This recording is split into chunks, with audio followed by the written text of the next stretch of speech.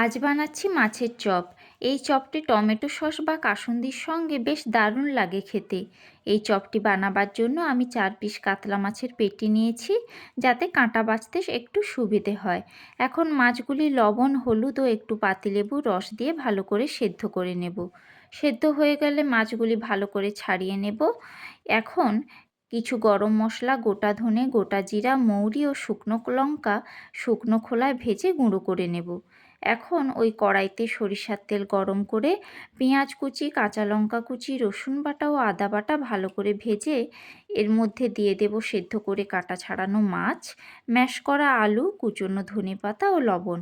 এখন সময় নিয়ে এগুলি ভালো করে নাড়াচাড়া করে শেষে ভাজা মশলা ছড়িয়ে ভালো করে মিশিয়ে একটি প্লেটে নামিয়ে ঠান্ডা করে নেব।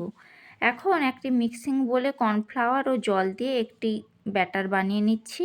এরপর তৈরি করা মাছের পুরটি হাত দিয়ে ভালো করে মেখে হাতে অল্প তেল লাগিয়ে পছন্দ মতো যে কোনো শেপ দিয়ে দেব। এরপর কর্নফ্লাওয়ারের গোলায় ডুবিয়ে ব্রেড ক্রাম্বসে ভালো করে কোট করে নেব। এইভাবে আমি সমস্ত চপগুলি গড়ে নিয়েছি। এখন মিডিয়াম ফ্লেমে সাদা তেলে লাল লাল করে ভেজে তুলে নিলেই রেডি আমাদের মাছের চপ।